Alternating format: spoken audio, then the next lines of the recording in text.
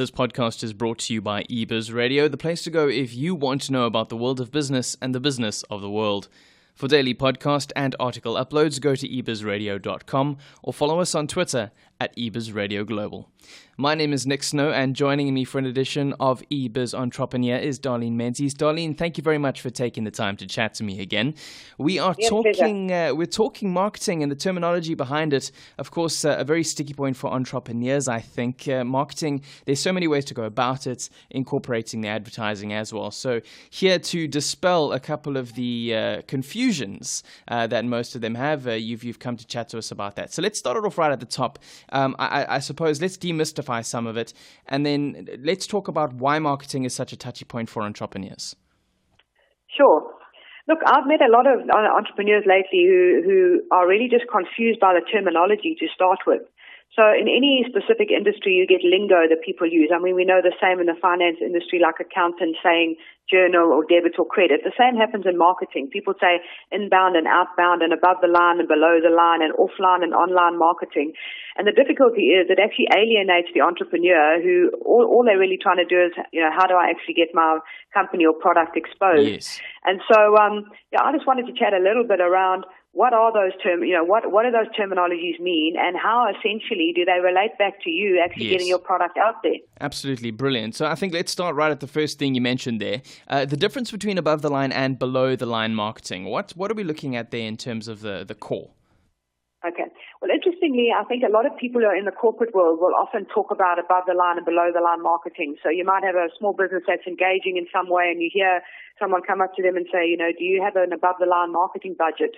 And the entrepreneur who's very good at their business, lands up thinking they're, looking like a bit foolish.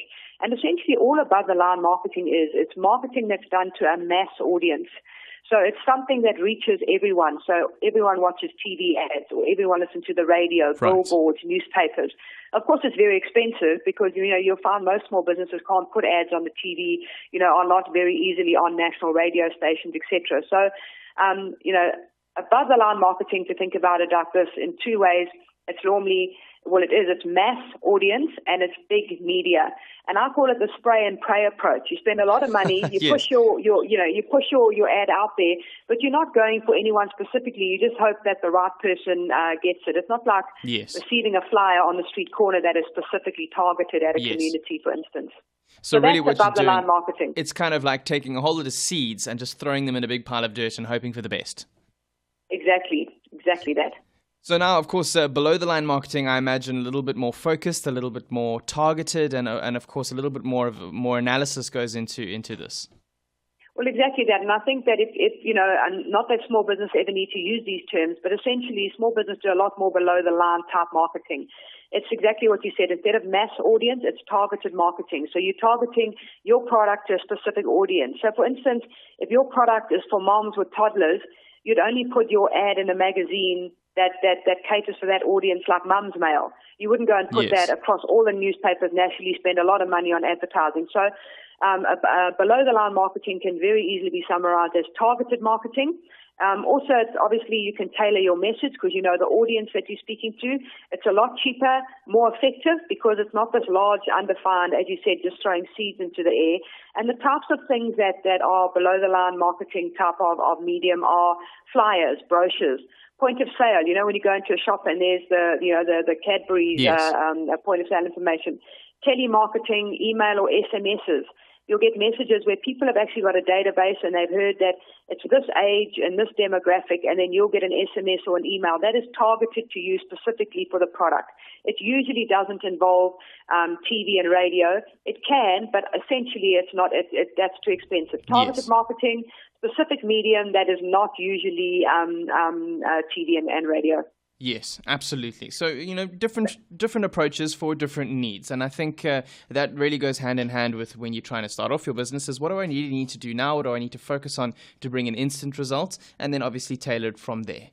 Now, let's move along a little bit to the difference between offline and online marketing. Now, are we talking about, again, flyers in the street versus email blasts, for example?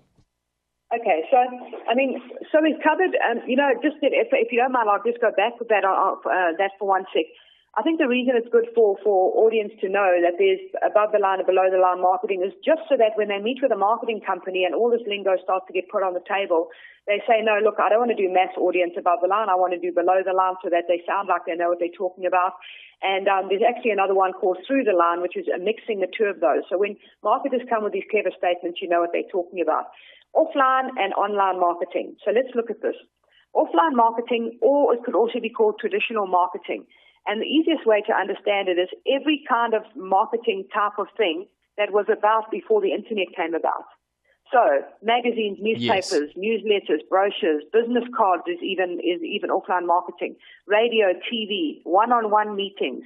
If you're presenting to a group, you're doing a lecture, a seminar, all of those things are offline marketing. So it's very easy. It's not online, it's offline. It's anything that doesn't appear in an online or an electronic form. So people will say offline marketing or traditional marketing, and it basically means all of those things that are not online. So I think that's quite easy to understand. Yes, absolutely. Online marketing, on the other hand, also known as internet marketing, some people call it digital marketing, all means the same thing. It's electronic advertising, stuff that's done on the web or email or via smartphones, for instance. So if you're using your PC or your tablet or your smartphone to receive an advert, well, that essentially is online marketing, internet marketing, or digital marketing. Absolutely. Easy as that. Very, very easy and very, very simple to understand. And I think if you can get that, really, then the rest is just all laid out for you. So now let's talk about the difference between outbound and inbound marketing. This is something that is thrown around a lot these days, and the reason essentially being that digital marketing or a lot of the paid advertising is what's called inbound marketing, and so this term has become very sort of frequently used at the moment. But let's first look at what is outbound marketing. Outbound marketing is a lot of what we've already spoken about. It's when you're spending money to attract people's attention. So you're spending money for customers to find you. So you're putting ads out there, whether it's on Facebook or Google, or whether it's on TV, or whether it's on the radio. You've spent your money to create an advert that is essentially targeted at finding someone and getting their attention. All right. Right. Inbound marketing is the exact opposite. You're not paying for an ad to attract people, but instead you're providing content that draws people towards you. And so essentially, content becomes the currency, because you for instance, you'll create a blog or a podcast or a newsletter or something which is not selling the product, saying, this is the product, this is how much it costs, do you want to buy it? But what it does is it's talking about specific issues. Like you might, if you're wanting to sell a product, an accounting product, you might do a blog about how small business struggle with keeping financial records. And so what starts to happen is a small business owner will read that and think, "Shita, that's exactly what's happening to me. Gee, this person really knows what my problem." Then they read a bit more, and they ask for your name and email, and then 2 days later you'll get an email that will also touch on something similar. And what happens is it's starting to draw you in as someone who is the right audience for that product. And what actually happens through a process of building that relationship and those engagements, you actually land up being confronted with the product and deciding whether you want to buy it. So in inbound marketing, content is key. It's all about developing content, and that's where you spend your money. You don't actually spend money on ads. You spend your money on staff and things that actually create content, blogs, podcasts, videos, things that actually create the content that you're going to put out there. So outbound marketing is you spend money on ads, etc., to be able to attract people to a product or a company. Inbound marketing is more subtle. It's content that draws in the person, attracts them, brings them into that engagement until they actually make the decision themselves that they want to engage with a product. Absolutely. So again, it's almost going back to your above the line and below the line marketing, where it's like, is it targeted? Is it what are we trying to say? Who are we trying to attract? And so it's really, you're looking at mixing the different techniques here to really get your outcome. Yeah, I think that's why it gets confusing for people, because, for instance, outbound marketing, can be targeted, it can be above the line or below the line. And so, when people start throwing these terminologies around, it can, you can hear the podcast now. I mean, this interview now and think, shippers, I get it. And then in 2 days' time, someone says something. So I think it's not so much about understanding the terminology, but it's more about understanding how does it affect you as a small business owner, and what should you be looking at for your business? And essentially, small business should be looking at targeted marketing, which is called below the line, and mostly in the digital space, inbound marketing is really a good place to play. Yes, absolutely. So now let's chat about the final step here, which is really fine-tuning things, and that's search engine optimization, or SEO, and search engine marketing, which is SEM. Now, to my knowledge, search engine optimization is about choosing the right things to categorize your online presence with, and the marketing, that's something new to me. Okay. So essentially, like you said, search engine optimization is optimizing your website, developing it in a certain way and putting the right kind of content on it, that it ensures that it is ranked high on the search engine. So when someone types in a statement and they're looking for something that is related to your company or product, you've set up your website in such a way that it ranks high and people see that on the first page. Search engine marketing is essentially also the promotion of websites by increasing their visibility, but it's not only done through optimization, it's also through advertising. So sometimes you'll look when you go and do, for instance, you're in Google and you go and type in something, you'll see the first thing that comes up are a couple of ads that are related to what you're looking for, and under that is all information that is not actually an advertisement, it's just a website that is ranked high.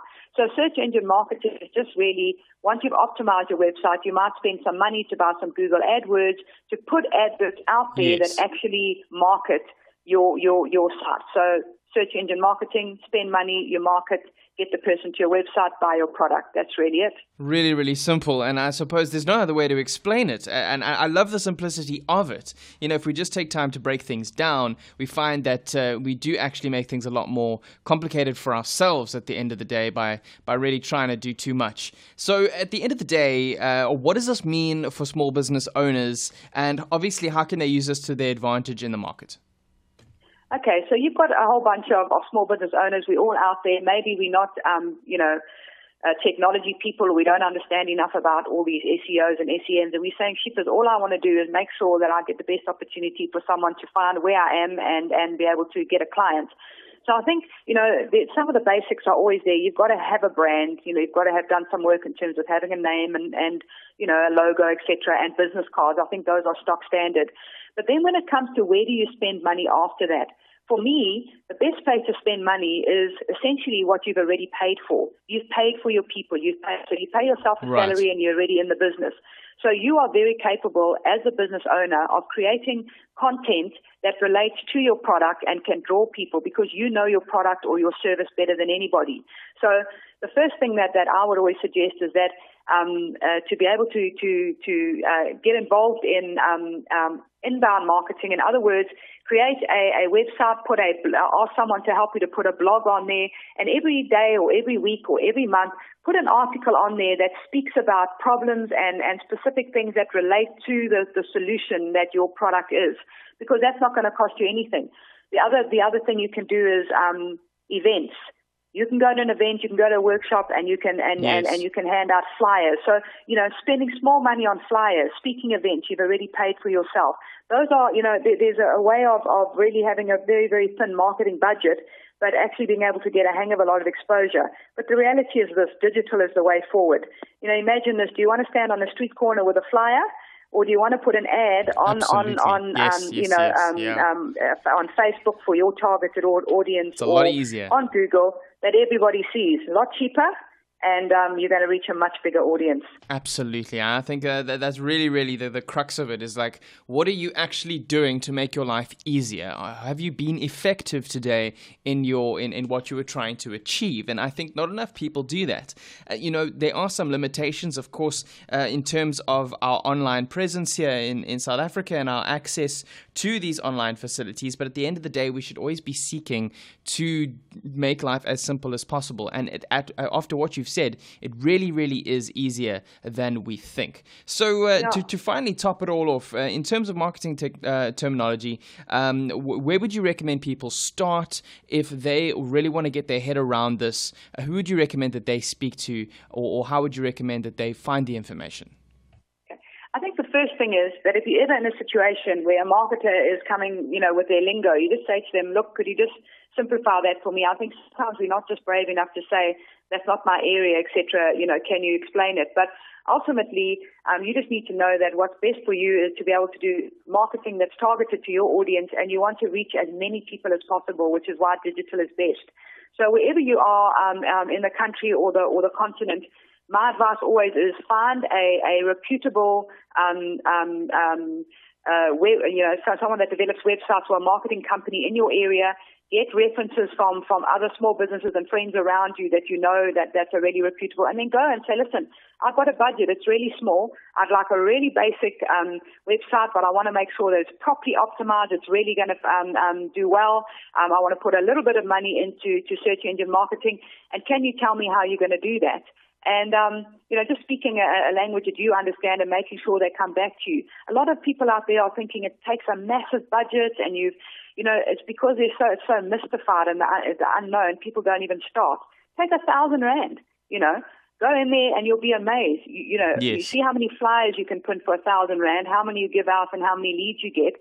Don't spend 1,000 rand on Google AdWords or a targeted Facebook ad and see the response. And all of a sudden you'll realize that's the way forward. Absolutely. And fantastically summarized, Darlene. I think that's very sound advice. And I hope that people take it, get more involved with the marketing side of things and not let it scare them. And on that note, we're going to end this edition of eBiz Entrepreneur. Darlene, thank you very much for taking the time and chatting to me once again on eBiz Radio. Pleasure.